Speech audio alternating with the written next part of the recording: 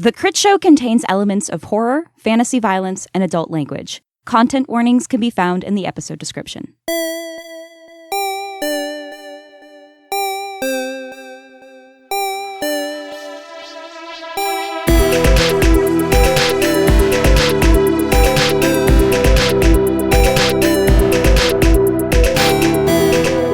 Tass, man, I am back on my old bullshit. Oh, what did you do? I am back into Destiny. Yes. Okay. How's it going? Oh, God, it's like it was so complicated to get back in because I opened it up and nothing looked familiar. All the planets are different, and there were just a bunch of flashing things. I was like, I don't know where to start. There's so many buttons. Yeah.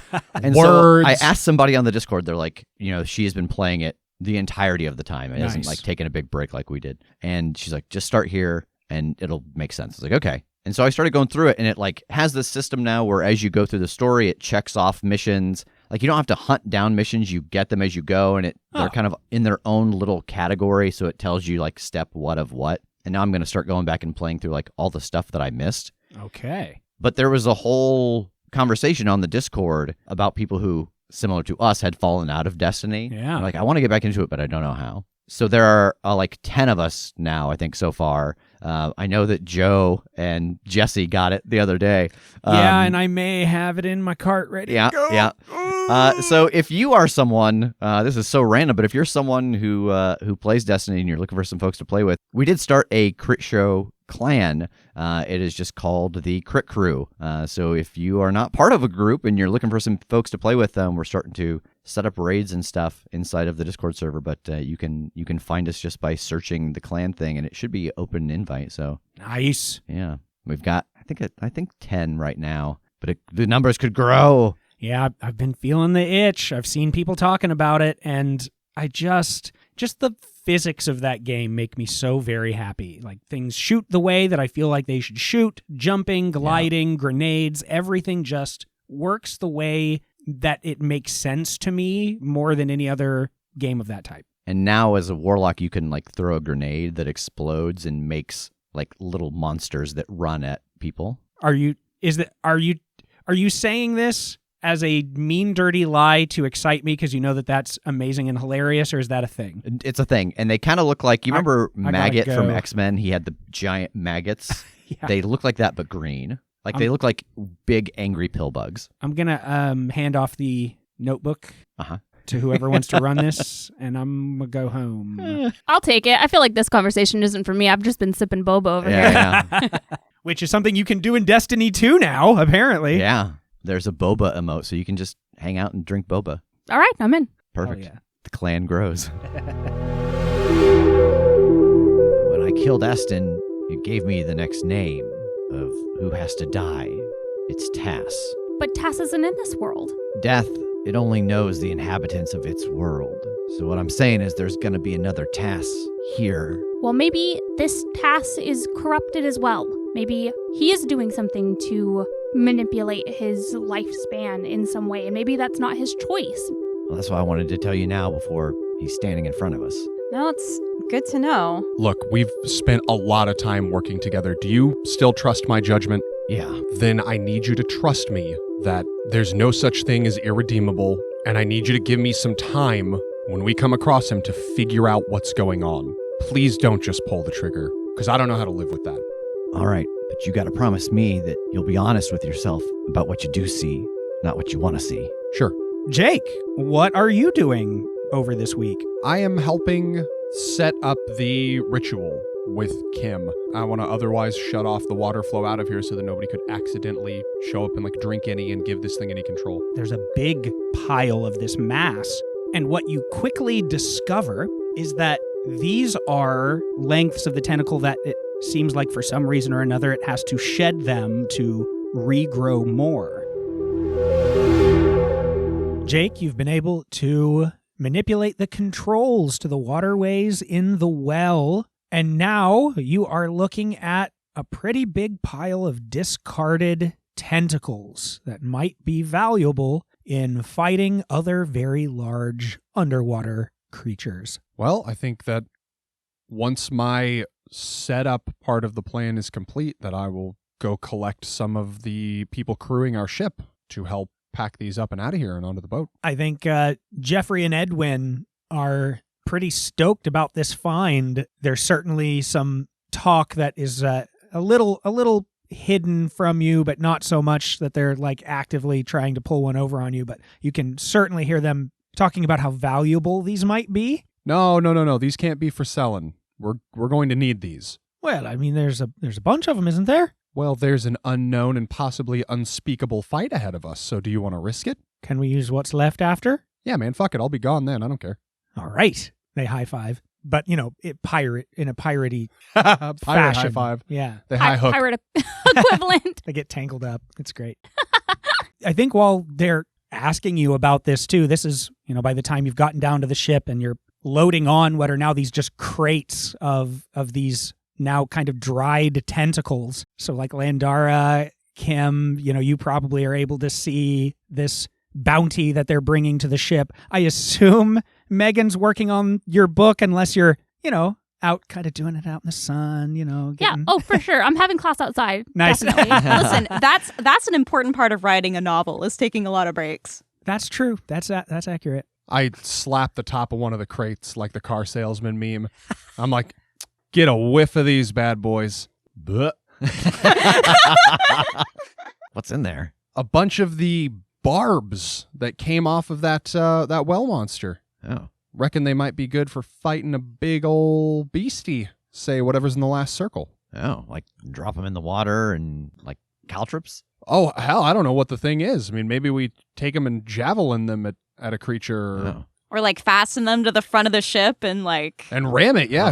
Who knows? Feed them. Yeah, put it in its cereal, whatever. Well, I was able to get some information on the Tass here. He runs with a group called the Founders, and they sail on the Argonaut. He's known as the Gilded Death, and he's not their leader, but seems like their lead fighter. Fights with a gold sword, and he only fights to the death. The Argonaut? What is Tass doing on the Argonaut? I mean, that would suggest that he is somehow in league with Nash. I mean, we know that Nash has been able to put people under his thrall before. He was trying to do it with Aiden. It's also quite possible that the Tass in this world died, and Nash brought him back as a thrall. Maybe that's why he's on death's list and why he's such bad news here. Oh, and why he fights only to the death and is never lost. Oh, I hate that. If that's the case, it might make deciding what to do when we encounter him a little bit easier. Tass wouldn't want to exist that way, so if it came down to killing him when he's in that state, that might actually be a mercy. We gotta find him.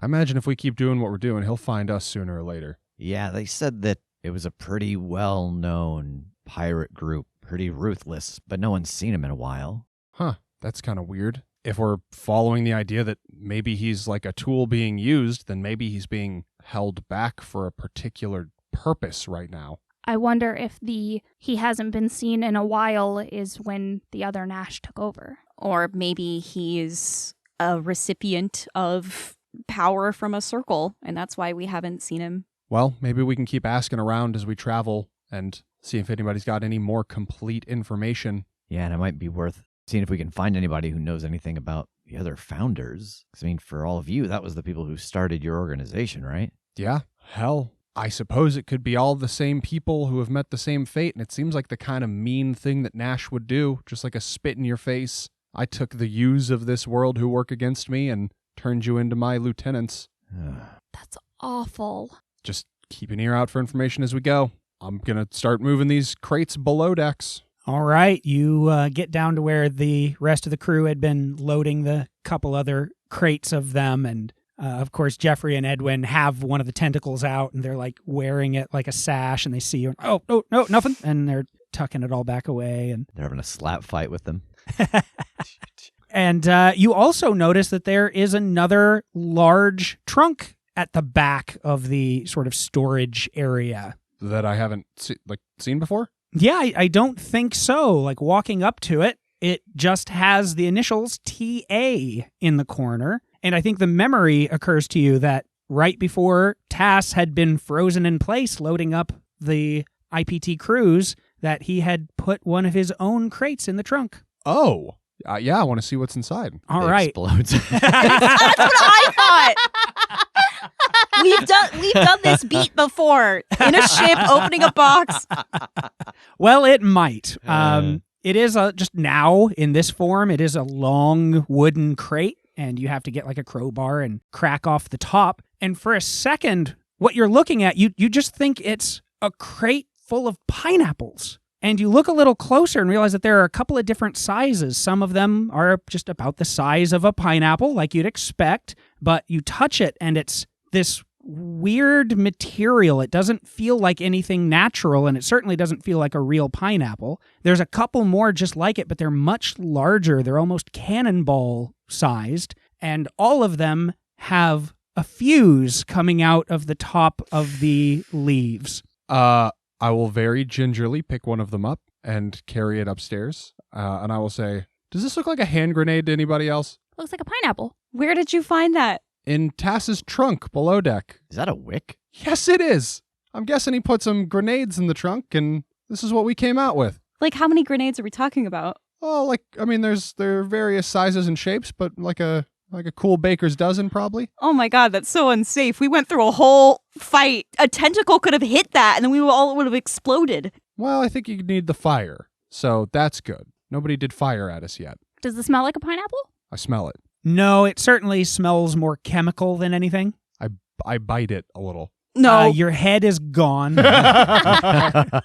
Gang, I've heard about how unstable dynamite is. Like, let's just please be so gentle with We these. see Jake smell it and then just go to take a bite of it.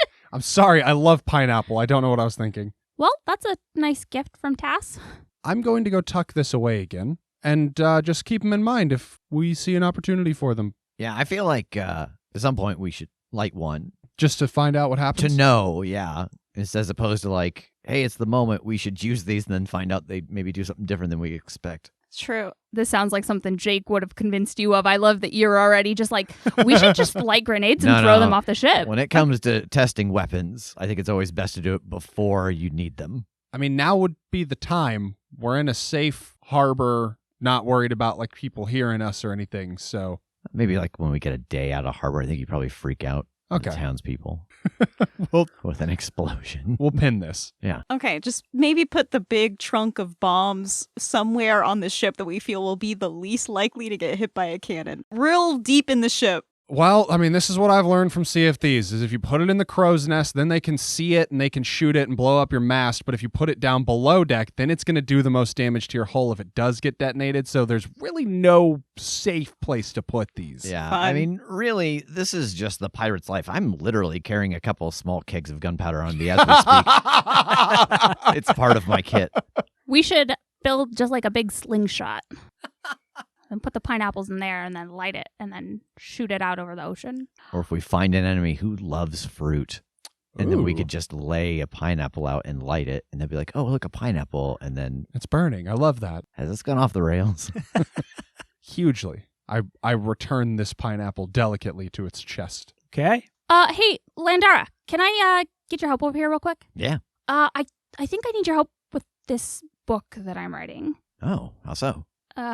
And I hold out my hand. Can I touch your hand? Yeah. I hold my hand out. I touch your hand and I check my book. Does this seem like it has met the qualification of touching something undead?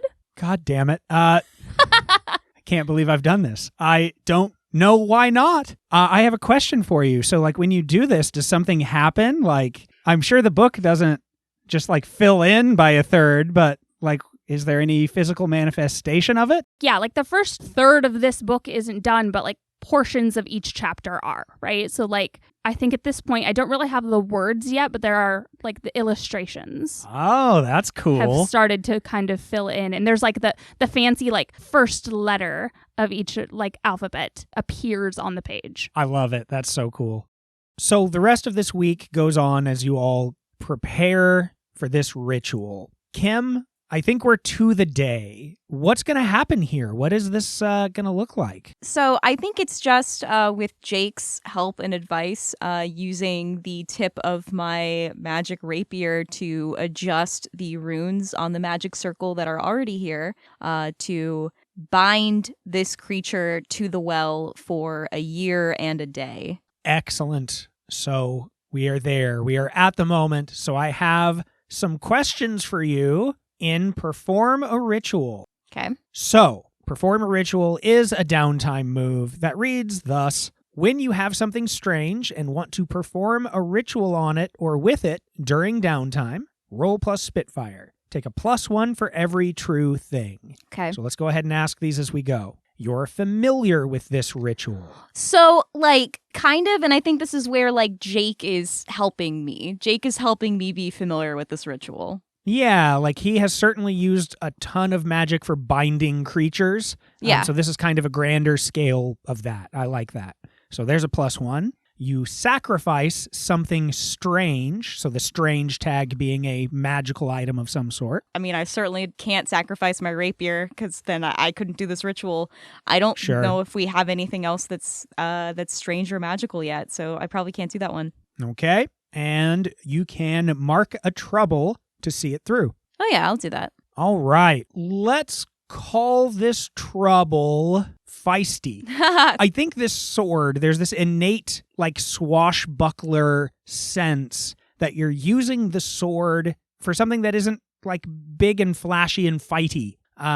So I think you have a -1 to Spitfire until you're, like, in a good fight, until you're swinging the sword in earnest. But that won't pop off until after you roll the Perform a Ritual. Cool. Sounds good. Now we're going to take a -1 for every true thing. You're flying by the seat of your pants. I would not say so. You are not strange. So there's a -1. That gives us a total +1 from the pluses and minuses. Okay. And then plus your Spitfire.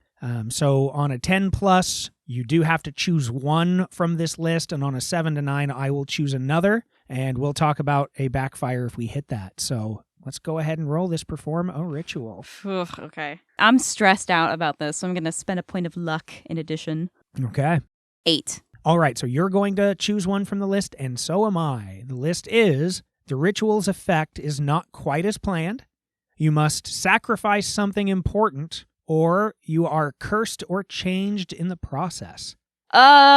Cursed or changed is too attractive and interesting. I'm cursed or changed. Okay, so what is, like, the final moment here? You've etched in the runes the way that you like them. It's all ready to go. Like, what is the activation moment? I think it's just waiting until the last minute to sort of scratch the final piece into the floor here with my sword. So the first thing that you notice is this pulse of magic, and then you're rising swiftly out of the well from the bottom, past the Kraken, up and out into the air. And you see others, your friends, anyone else that was sticking around to watch and help, as they are propelled out of the 3rd tier of the city. Oh, no. None of you take harm. This is just a little road rash, maybe, from being pushed across and out and down the roads. And it occurs to you that this didn't quite go as planned, where you were hoping to sort of hold the creature where it is, to bar it there. Instead, this is more like barring a place from anything but the Kraken, and so you've all just been pushed out of the 3rd tier. So, anything anyone else might have had up here, any important items left to gather, supplies, a lot of the food and things like that were up on this level. Cool. All of that is just gonna be there, and nobody's gonna be able to get to it for a year and a day. You gotta dig up from underneath. The lone guy who was up on deck 4 is like, I guess I'm in charge up here now. Yeah, do you think if you were on level 4, could you just kind of, like, hop off and just kind of, like, ride the invisible wall down to 2? Whee! Yeah, I think it's kind of like hitting a trampoline where you just boing, boing, boing, Yeah. boing, boing, boing, boing, boing. And as you screech to a halt, Kim, the sword in your hand, your signature sword, your Swashbuckler's pride, looks a little different. The handle and the hilt all look the same. But instead of a blade, it's a long, sinewy, sort of clear tentacle. Okay. I want to hold it out and just sort of take a few, like, practice swishes with it and see, how does it function as a sword? Great. It functions great. Like, it moves sort of with your will. It's a little bit more like a whip, but it can kind of move like a sword when you will it to. So the main change here is that it has lost the stun tag and gained the grappling tag. Cool. But it's worked, and the people get up, dust themselves off, and give a half-hearted cheer with questioning looks to you all. I'm like looking around at all the people cheering, like smiling, giving a thumbs up, like, hey, we did it. Kim, what happened? It seems that instead of binding the Kraken to the well, it maybe just made it so that no one but the Kraken could be on the 3rd level for a year and a day. I mean, it's effectively the same thing. Is it still prevented from reaching beyond its tier? Yes. Okay, well then, yeah, I guess that's effectively the same thing. I had half a hoagie left up there that I was really looking forward to, but... I'm sorry, I'll buy you another one. The barkeep comes up with a big smile despite a nice little chunk of his mustache on one side being kind of road burned away. Oh, no. Ow. Oh, Admiral. Oh, I'm sorry. Well, it seemed like it worked. Yeah, exactly as planned. Exactly as planned. Yeah. How's everything on your end? Are the ships good to go? People ready to leave? Aye, we've still got a little work on a few of ours, but yours is good to go, and we'll only need a few more days before we can ship off. If that's well and truly trapped there, you can go. Okay. It is well and truly trapped Oh. there. Ah. So that's a little something from our world called humor. I didn't follow it. He's like, what the fuck do you mean your world? No, that I understand. I just don't get jokes. He's like, no, I've listened to the show. I think as we're having this conversation with the Admiral, Landara's eyes just keep slowly drifting down to Kim's sword, then like back up to the Admiral and back down to the sword, like trying not to acknowledge it. It's just kind of casually bent over and is wrapping around your ankle. I think just like I can't help but just sort of like give it just like a couple like little swishes now and then because like it's such a strange, the movement is so curious. I imagine you playing with it like a cat toy. Yeah. But yeah, I mean, if you head down, like the ship looks great. They did a really good job. Well, if we're good to go, then I think we oughta. All right, where to next? Letters seem to indicate that Cotton might be in some trouble. Should we head there next? I think so. I mean, we don't have any particular reason to try and find the other place yet, but we got motive for this one. Also, if somebody is trying to get control over this plankton, maybe even if they've gotten ahead, the upset of power will give us enough of cover to get in and figure out what's going on. All right, I'll start charting a course as best I can. So we get to use a ship move. Yay! Yay! So this one is navigate. When your ship's crew navigates towards a difficult or new destination, the navigator rolls plus Spitfire. On a 10+, you get there without trouble. The crew takes a downtime during the journey, and the fates will tell you what strange sights you see on the way. On a 7 to 9, you encounter trouble on the journey and must contend with it before reaching your destination. And on a miss, you face serious trouble that leaves you hopelessly lost. So no pressure. 8. All right, so you will encounter trouble on the journey and must contend with it before reaching your destination. Sounds about right. You start out on your journey. Also, remember you are at the end of a downtime now, so you get to either heal all harm or get rid of a trouble. And Navigate has the potential to give us another downtime, right? It does. On a 10+, you get a downtime and see the strange sights and fun stuff, so it's much more relaxing than what Rev rolled. I will go ahead and use this to clear my book fever vice. Nice. Okay. I'm going to heal my harm. Okay. Same. I'm going to clear bleeding out. So most of this journey is pretty chill, actually. Again, I think you're all learning a little bit more about the ship. Jeffrey and Edwin are very good about literally teaching you the ropes. And of what you would think is about a 7-day journey, it's the 6th day when I get to use my favorite Rev phrase, that a few things happen at once. The first is that a pigeon lands on the railing near whoever is navigating at the moment. We'll say Landara still, now that you're kind of in the home stretch. Sure. Yeah, there's a pigeon that lands there, and on its little foot, there is a little tube tied off with some paper in it. I'll try to reach over for it and pluck it up and take the paper. Yeah, it seems trained. It hops into your hand and lets you pluck that little scroll case off. Yeah, I'll set it on like my shoulder and open the scroll case and see what's inside. You're like a Disney princess. It is just a tiny little scroll that you have to like unfurl, and it has a very, very small seal that is, it just looks like a little cotton plant. And when you break that and unscroll it, it says, "Don't come in until night. Douse all lights. Enter with the red ships." And that's all. Hey, there's a bird here from Cotton. I assume it'll go back to him. Is there anything you want to tell him? It's got to be tiny, though. Well, he knows we're on our way, I guess. Yeah, this pigeon just landed on the deck, and it's got his seal. Is it possible for us to compare this letter from Cotton with like some other writing on like the map that we got from him? I'm just like, I'm so worried that like anyone could have bought a seal that has a Cotton on it.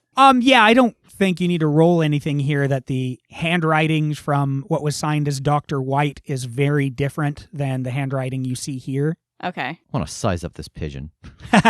Yeah. It attacks. Oh, immediately. God. I knew it. It only does like pigeon damage, though, so it's not too bad. Do we want to warn him about Dr. White? It's probably a good idea. Suppose there's the danger that it could be intercepted, though, but that seems worth the risk. Yeah. Yeah, let him know. All right. I guess I will write on the opposite side of, like, the unused side of the paper and try to cram it back inside the scroll. No problem. You squeeze in your new letter, and when you throw the pigeon, it... Just like a football. shot Yeah. put. I said what I said. I didn't understand how this worked. I spiked it. Oh, God. It gets up and falls drunkenly off the ship, swims its ass back. No, yeah, when you release the pigeon, it turns and flies directly back the way it had come, which is directly the direction you're heading. I guess that's a good sign. Yeah, I mean, Cotton said that he had some gift of prophecy. It could be that he saw us coming and wanted to tell us how to best get there. Hopefully he also saw that this Dr. White wants him dead, but if not, at least he'll have a heads up. Suddenly, Edwin from the crow's nest starts yelling. "Something on the horizon, coming our way, small ship. Is it red? Too far to see, sails are kind of a gray. Looks like single mast, must be small." Edwin, you ever heard of a ship called the Argonaut? Yeah, How many masts has that got? like 4. Maybe they're friendly. I guess let's keep an eye out. Do we have a spyglass or something? I do. Should I come down? No, stay up there. And I look at Jake. Do you want to climb up there quick and take a look? I mean, I feel like of any of us, you'd recognize the most people. I crack my fingers and then crack my foot fingers and then Oh. swing my way up through the rigging to the crow's nest. You get up there, and he hands off the spyglass if you want to take a look. Yep. Let's see a size up. This is a pretty nice spyglass, too, so you get a +1. 9. Can I help out? Sure, probably. How? I think, just as I say that as he's climbing up, just keep an eye on it and wait until it gets close enough where you can see somebody on deck, but try to think of the people that we haven't seen in Worlds yet, because I don't know, I'm making shit up. Wait till you see the whites of their eyes. I'm like, I don't know, because Tass maybe put somebody we hadn't seen in here, so That felt more TJ than anything somebody who isn't TJ has done in this whole show. Think of all the people you've ever met. Yeah, sure. We like it. Spin the bond. So that gets you to a 10+. I just imagine Megan on the ship yelling out the gibberish she just said to Jake, and everyone on the crew just going, "Are you okay? You feel all right?" What do you mean Tass put people on the ship?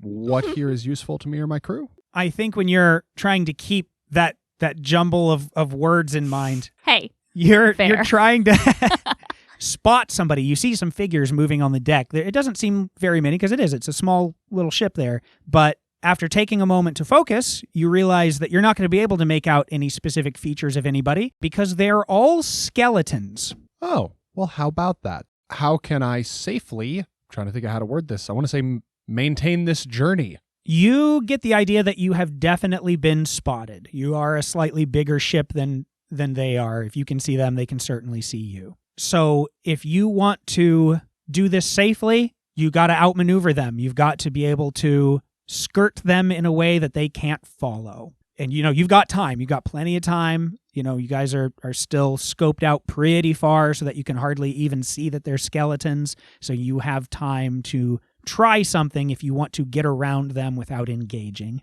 All right, I will call down to the rest of the crew. It's a boat full of skeletons, and I think they mean us ill, so we should probably take evasive maneuvers. Oh, okay. Do they have any particular flag, or it's probably just the skeleton and the crossbones, right? I mean, that would be pretty explanatory. Really, it's pretty bare bones. There isn't even there isn't even a name on the ship. It's just raggedy, and the wood looks old and cracked. The sails are a little tattered. There's not much in the way of detail. It's just a regular human head with 2 arms crossing in front of it. That's so good. Yeah, I want to call out for whoever's steering to try and outmaneuver this ship. All right. So in this case, there is a move called outmaneuver, but I think what we're trying to do here actually is escape, right? You don't want to engage with them. You're not trying to put them at a disadvantage. You just want to avoid the fight, right? Yeah. Correct. Okay. So whoever is navigating, whoever's heading this up, we're going to roll escape, which is when your ship's crew gets an opportunity to escape a situation, roll plus the ship's speed. On a hit, you get away, but choose 1. On a 7 to 9, it's by the skin of your teeth, and the fates choose 1 as well. The choices are you take damage on the way out, you leave something important behind, or you leave a trail and something dangerous will follow. And on a miss, I will tell you the terrible sacrifice that you must pay to escape. Pay it or be caught. Oof. Good luck. Thanks. At least it's none of us is better at this than anyone else because we're using the ship stats. That's true. Yes, That's true. So does anyone else want to roll this and be responsible for the safety of the ship? I will point out, Jake, if you did it, you would have the +1 from your size up. Great point. I'd love to. All right. So Jake the monkey slides down the ladder and takes over. Yeah, I step away. Just starts whipping that wheel around with your long monkey arms. The way it was meant to be. Just salt spray in my face, looking sternly at the horizon, my monkey hair blowing in the sea wind. Just holding on to it with hands and feet, like a person who gets darts thrown at them at a carnival. Using my tail to Spinning. push off. All right, I'm also going to spend a point of luck. Okay. And that gets me a 10. Nice. So you only have to pick 1 from the list. You take damage on the way out, leave something important behind, or you leave a trail and something dangerous will follow. Our ship was fully fixed up in this town, right? That's correct. Okay, then I think we'll take some damage on the way out. Okay. I think you're able to start skirting in a way that you're using the wind to your advantage, and they're still oncoming, but you know that you've caught a stride here where you're going to have to get pretty close, but with your picked up speed, you're going to blow past them and get well out of sight before they're able to come about. That said, you're in range for a little bit, and the one cannon on their broadside takes a few shots, a few sail over, a few sail short, but one clips the aft of the ship, jarring you all a little, and the ship takes 1 wreck. Can we get any more details on this group as they pass by close enough to shoot at us? Yeah, I don't think you need to roll a size up here. Just you're able to see, it looks like half a dozen what look like pirates, just ratty clothes, and they are moving skeletons. They're quite mobile, limber, running around, taking their shots. A few of them level some pistols and some long rifles that they're also firing towards you, and they're scrambling around trying to turn the ship about, but of course they don't have any chance of catching you. But there's nothing marked on the ship, nothing like that. Hey, what the hell's your deal? Oh, okay. I'm stuck trying to understand how a skeleton hisses. I'm hissing as we go by. I'm does it need skin? Is that just off the bone? Huh. I think you get the idea that when they open their mouths, it's the wind going through their open cranium, and yeah. Do these count as people? Yeah. Excellent. So as we are getting away, the closest we get to them, I'd love to try and use my fox-eyed oddity. So you may spend 1 luck to see the secret thoughts and feelings of the people around you. Lovely. So you absolutely get thoughts from this crew, and It's pretty simple. It almost seems more like programming than actual thoughts. You're used to connecting with people's minds. What you're getting here is almost like on a loop. This idea of protect the town, protect the doctor, kill anything that moves. These work for Dr. White. They're meant to kill us. That's all they're thinking is protecting the doctor, and they're just wanting to kill us. Oh, shit. What if Dr. White already took over Plankton, and that's why Cotton wanted us to wait until night and to douse all the lights? That's probably the case. What is our timeline on this trip? Are we fortunate enough that we're going to be arriving at night, or are we going to have to kill time? You might have to kill a little time, but the vicinity of where you're going. If you just cut wide and go around for a little bit, you won't be in too much trouble. And so we aren't arriving. We're on the 6th day right now. If we swing out, we can arrive during the night of the 7th day. Correct. Okay. Well, the longer we spend on the ocean here, the more of these things we're probably going to have to contend with, although I guess it's probably safe to say that they're also on land when we arrive. Or not land, right? Plankton's like a series of ships and boards and stuff, but... On decks. Yeah, but I guess we just need to keep a weathered eye. Yeah, I think now that you know what to look for and you realize that this is happening, everyone's on high alert and watching from every possible angle, and you absolutely do see a couple more ships on your journey, but you spot them quickly enough to take your evasive maneuvers and go wide. So, on the evening of the 7th day, it's starting to get dark, and you see smoke on the horizon. You see these big billowing plumes of smoke coming up from some central spot on the horizon, and as you get closer, it's pretty evident that this is certainly where you'll find Plankton, and you're able to continue circling wide until it starts to get dark. So what's the approach here? Who's heading up, trying to get into town? What Jake said a second ago, I wasn't even thinking about that. We're not trying to pull into a dock. We're trying to pull up to a bunch of other ships. Mm-hmm. As we take this wide swing around, can we use the spyglass and get a sense of where's the space? What places look like they've been there a long time? It seems like if we pull up next to something that comes and goes and hook on, they'd be like, well, you should know not to park here because this boat moves. Or you know what I mean? Yeah, absolutely. Go ahead and give me a size up. Here, take the spyglass that I stole from Edward. Thanks. Or Jeffrey, I'm not sure. Edwin, thank you. Edwin. I love him. I love his roles. 9. You get one, or you can stick your nose somewhere you shouldn't and get an extra. How does bond work with non-player characters? Say that I have a bond with the ship. Mm-hmm. How do I spend that bond? That is pretty much just for standing your ground. Okay. The ship can't spend its bond with you, so to speak, because it doesn't have bond with you. Gotcha. So it is your spendable thing for what might benefit it. Okay. Yeah, you can spend bond with NPCs to inspire them to greatness or to find their weakness, but I don't know if that really applies to a ship. I would like to inspire the ship to greatness and be faster. I kind of like that, actually. How can I safely dock at Plankton? That's a good one. So as you zero in with this spyglass, you see this bizarre city floating in the ocean. The plumes of smoke you see coming mostly out of the center of what is thousands of ships. And they're not just floating there with planks between them. They've been built together. There are huge chunks of docks that have been built that connect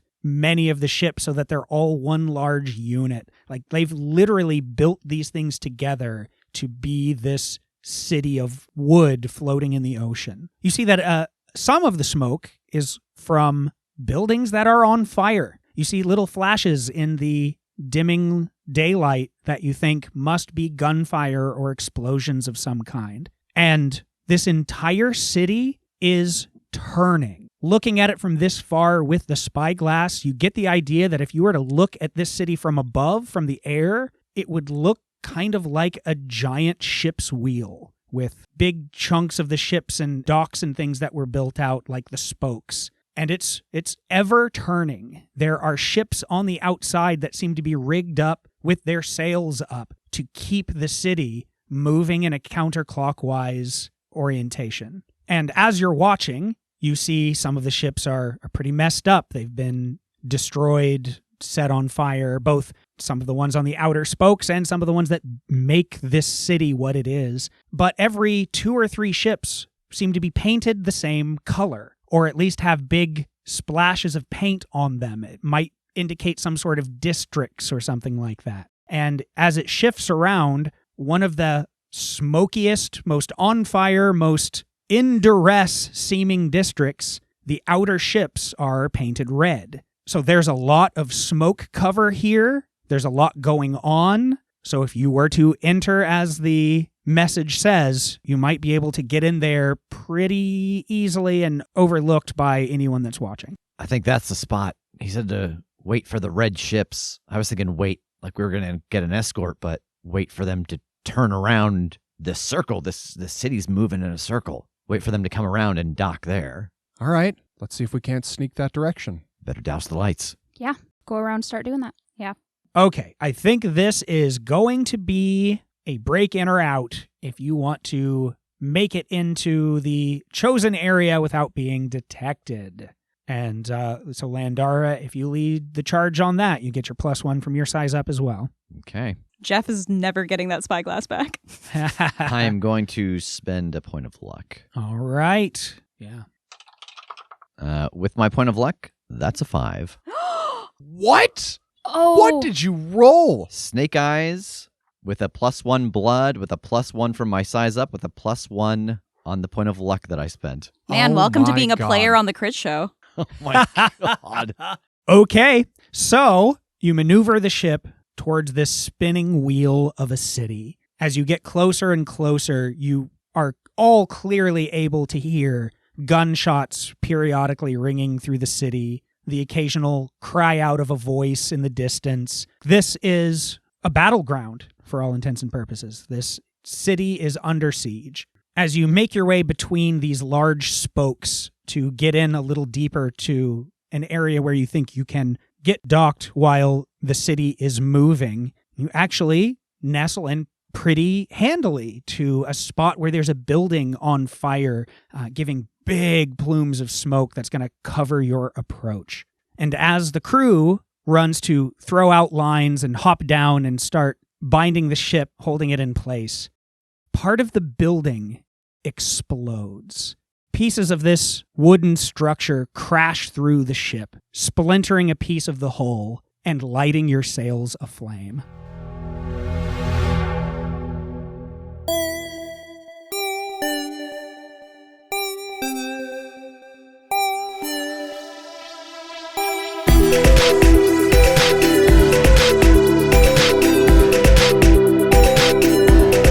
The Crit Show is a Critshow Studios production, edited and produced by Brandon Wentz with music by Jake Purley. You can find more information about us at thecritshowpodcast.com. To keep up to date with upcoming live shows, contests, and other special events, follow us at The Crit Show on Facebook, Instagram, and Twitter. For even more weekly content, join us at patreon.com/thecritShow.